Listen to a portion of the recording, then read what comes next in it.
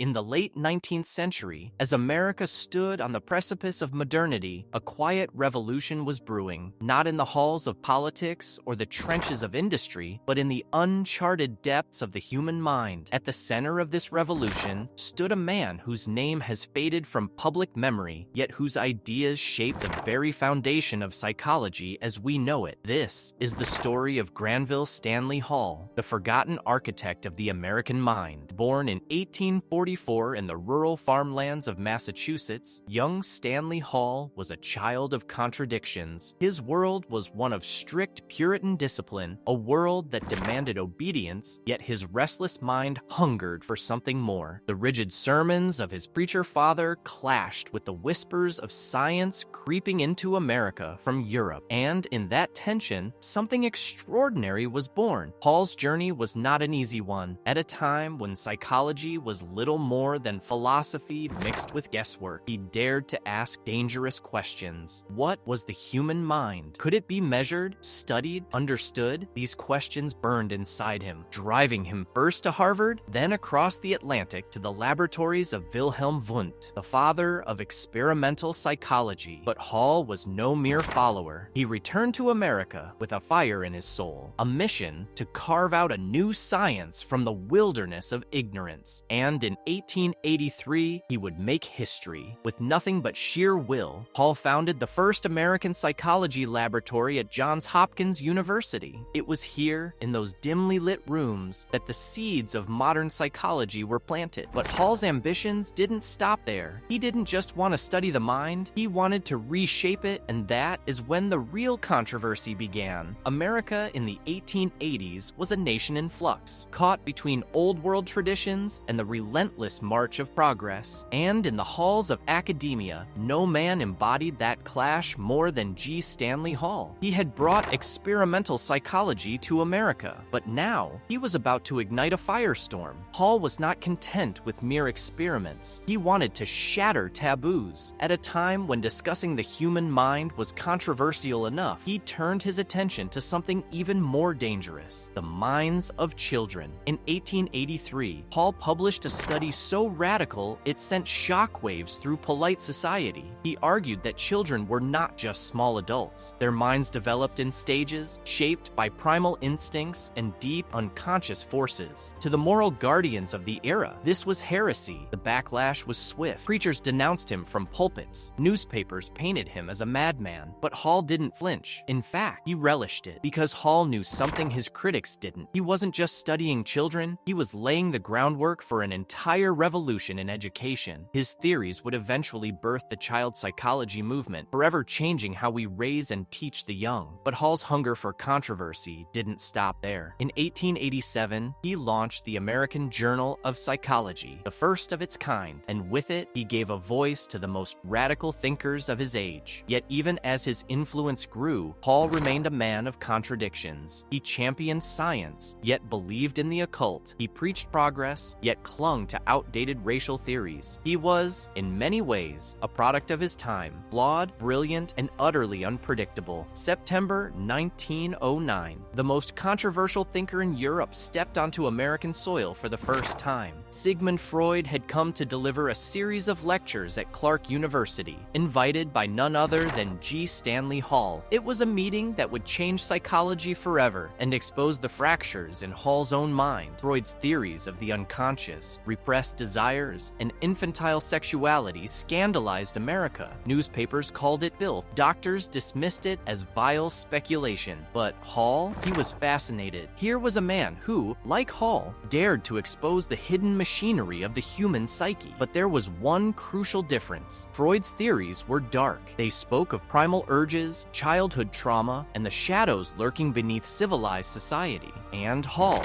wasn't sure he believed any of it. Their private conversations were explosive. Freud, the atheist, saw religion as collective neurosis. Hall, the preacher's son, still clung to spiritualism. Freud insisted sex was the root of all behavior. Hall thought that was reductive. Yet despite their clashes, trenches, Hall did something extraordinary. He gave Freud his first major platform in America. The lectures were a sensation. The public was horrified. The academic world was split. And Hall? He stood in the middle, both bridge and battleground. But this moment also revealed Hall's greatest weakness. He was a man who thrived on new ideas but struggled to commit to them. He praised Freud publicly, yet privately, he grew skeptical. He embraced progress, yet couldn't fully let go of the past. And soon, that very tension would push Hall toward his most controversial and damaging theory yet. In the twilight of his career, Stanley Hall stood at a crossroads. The same relentless curiosity that had driven him to pioneer psychology now led him down a darker path, one that would stain his legacy forever. This is the story of how a brilliant mind became entangled with one of history's most dangerous ideas. Hall had always believed in progress, but by the early 1900s, his definition of progress took a sinister turn. Influenced by the pseudoscience sweeping America and Europe, he began advocating for eugenics, the belief that humanity could be improved by controlling reproduction. To him, it was an extension of his work on child development, a way to perfect the next generation. But the implications were monstrous. Hall wasn't alone. Theodore Roosevelt, Alexander Graham Bell, even Helen Keller initially supported eugenics. But Hall went further. He argued that psychology should identify defective traits early and eliminate them. His prestige lent credibility to laws that forcibly sterilized thousands, targeting immigrants, the poor, and the disabled. How could the man who championed child psychology also justify this? The answer lies in Hall's unshakable faith in hierarchies. He saw himself as a reformer, but his vision of reform was steeped in the prejudices of his time. And when the Nazis later cited American eugenics as inspiration, the damage was irreversible. In his final years, Hall seemed to waver. Privately, he expressed doubts, but the stain remained. The titan who had shaped American psychology now watched as his own ideas were wielded like weapons. Perhaps he understood, too late, what he had helped unleash. April 24th, 1924, the day the storm inside Stanley Hall finally went still. Pneumonia took him at 80 years old, closing the book on one of psychology's most complicated lives. The obituaries called him a pioneer, a visionary, but history